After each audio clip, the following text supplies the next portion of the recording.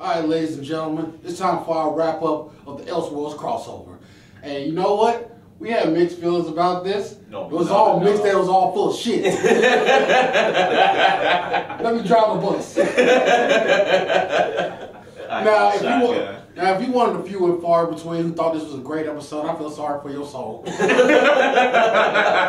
the devil surely has Kyle claimed on it. So, let's go through, we're not going to do too much on this. Let's go through the line and figure out the worst of the worst and what made this disappointing. I'm going to let you lead off.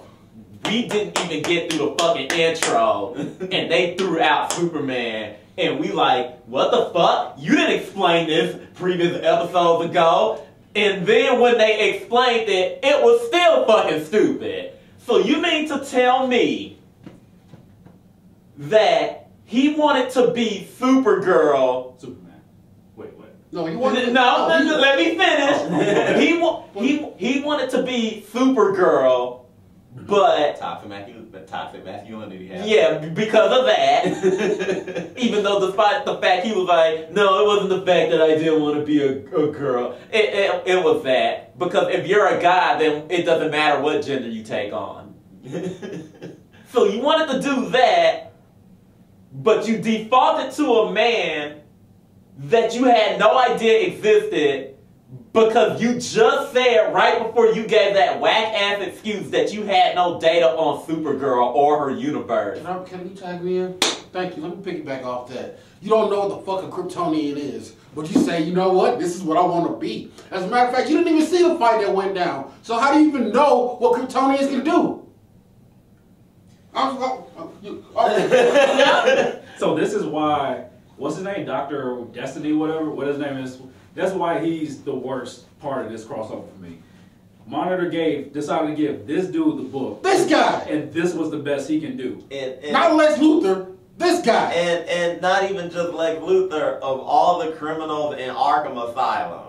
Do you realize what kind of shit you could have done if you had given it to a Scarecrow or Enigma or even Mr. Freeze? Let's go with Mr. Freeze. You could have wrecked shop. Comes to mind. So this is Harley this Quinn. This is what I'm saying. Like this was the most he could do was make Barry and Oliver switch places or something, and then turn himself into Superman. But not That's even literally. But not even that. I need to rip the Monitor for a minute. So you saw he was fucking up, and then when they got the book from him, you took it back from Oliver and Barry, gave it back to Dr. Destiny, and was like, you fucking up, do it again. That's like asking the plumber to fix your pipe, and he fucked it up in the beginning. So you know what? It makes sense why Dr. Destiny was chosen to do this. The Monitor didn't really care if he won or not. I think he wanted to test the three main heroes of this crossover or whatever, which why it's great that you want to rip into the Monitor.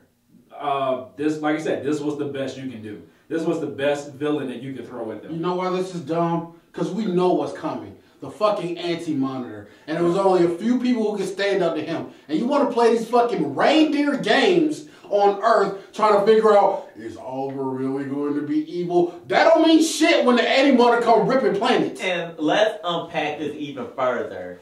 You couldn't... So... He chose Earth 1 to go to. I'm gonna throw something out here, and y'all probably didn't pick up on this. These writers are so fucking hacked. You stole this from Secret Wars, from Marvel Comics. You weren't competent enough or brave enough to stick to the source material that they gave you over at DC. So you stole the concept from Marvel. Grab some heroes and a villain or two, test their might to see who was worthy to participate in some other stupid ass event that's going to disappoint us next year. So this is no, wait, hold on. Okay, that's a good point. What tipped you off? Okay, a lot of things, but when you put them all together, this was a big trailer for Crisis on Infinite Earths. And judging by how they handled this, they're not ready for Crisis on Infinite Earths.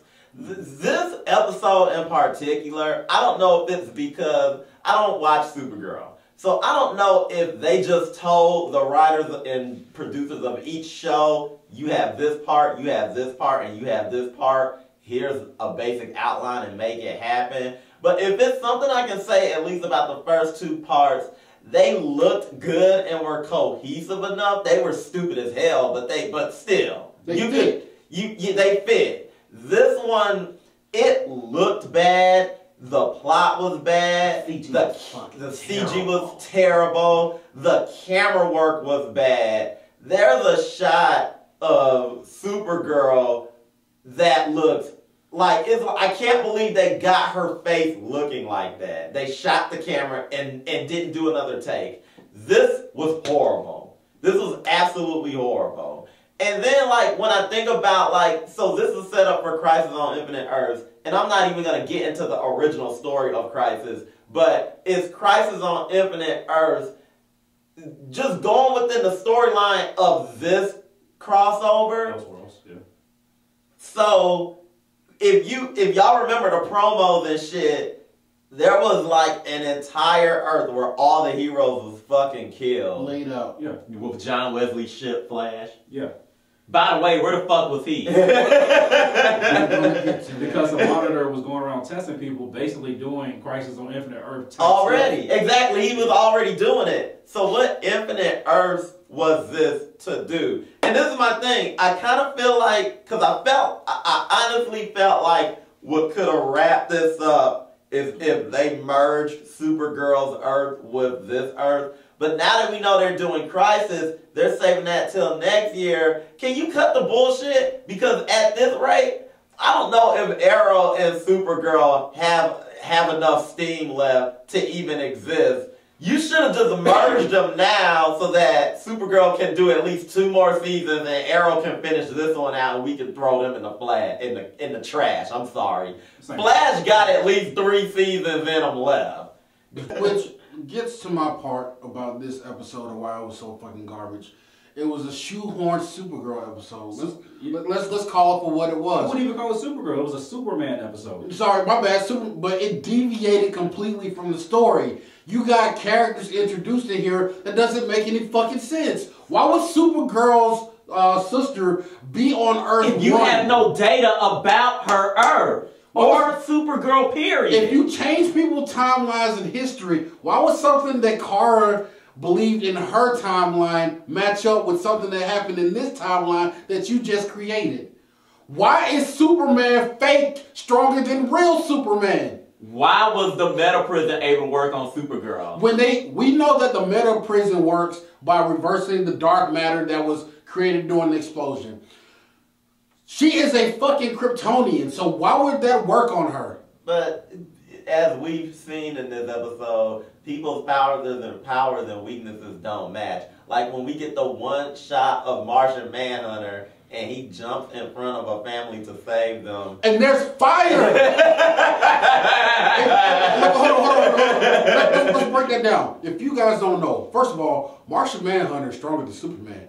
Number 2, his biggest weakness is fire.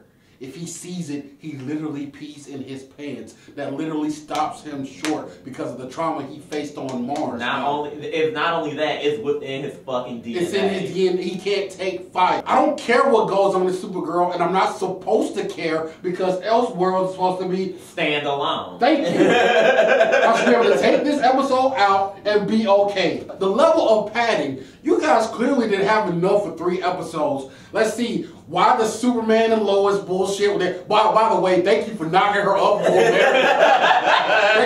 You just told us the Superman was a piece of shit. Because he's going to get Lois pregnant, shoot up her club, and then, oh, by the way, since you're having my bastard child, will you marry me? I'm making a ring next to the fucking barbecue. That's canon. Did you not see Superman Returns? I don't care. Shut up. I'm in a moment right now. You're fucking me up.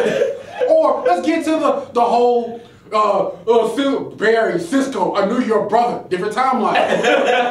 If you didn't exist, you do not create Flashpoint Paradox, which means Cisco's brother is still alive. Oh, and let's get into why the fuck is Killer Frost here? She has it every episode. Yeah, like this bridge. I don't understand that nothing. shit. Like, you literally showed us that you don't care about her because she was inept in every episode. And she did nothing. Why was Jimmy there? Why, like, you could have cut the budget and took, padding. And the biggest icing on the fuck you cake. Superman has the book, which means he can rewrite the world. You don't start with the fake Superman. you start by giving the Flash his power and the bow and arrow guy his suit. That's where we start. Oh, and Kara just sitting there all lolly-dolly. He didn't knock the motherfucker out. Go check on him. But that brings me to, and we keep saying this over and over again. Don't watch Supergirl.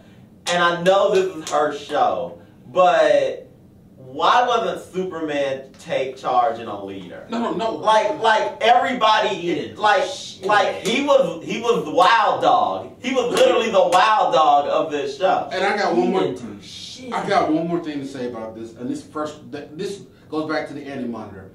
The Anti-Monitor was like, I came here to test the hero. The Monitor is like, I came here to test the heroes. And then at the end of the episode, out walks Martian Manhunter, Brainiac 5, and fuck that. And you got Superman there. You tell me you didn't tap Earth 2?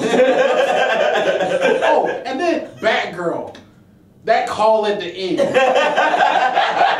You were hyped up this whole season. And we got a whole 5 minutes and 12 seconds of you. Well, I love the 5 minutes and 12 seconds, but I thought you'd be in for more than the episode. I'm done. They had to get people to watch this. Yeah. So this was all in all taken together. This was a mishmash of garbage. This was just No, it was two episodes and some change. We got another episode of credits. Look, let's lay it. Let's put it all on the table. Ever since the first crossover, we've known this. People aren't really invested in Supergirl and don't watch Supergirl, and the crossovers reflect it. If you don't believe us, because the viewership for the Supergirl ones was always low. That's why they stuck this bitch at the tail end. Exactly. That's why they switched her and Flash's time they like, and put Flash on Sunday, because they making you watch Supergirl. Thank you guys for joining us for this episode of Elseworlds. Sorry we so turned up, but I hate watching hot garbage on a cool-ass TV set. Like and subscribe. Look around this camp. We got a lot for y'all to see. But until next time, whatever. yeah. Peace.